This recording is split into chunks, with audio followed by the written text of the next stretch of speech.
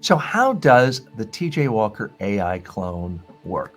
Well, for starters, you would go to the website, pick the topic, the area of interest you have, and look at it. Then you can decide, do you want to type a question?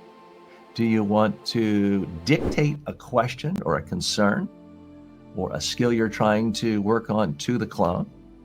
You can push the phone button and talk to the clone and just speak right into your computer, your cell phone, any device you're using that has a microphone, and hear my response back where it's my voice. Or you can push a button and see me talk to you.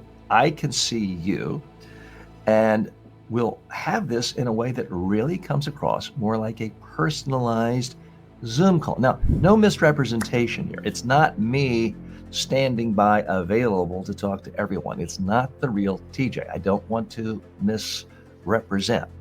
It is a digital clone using the power of artificial intelligence and generative AI to make my ideas come alive in a way that's meaningful to you.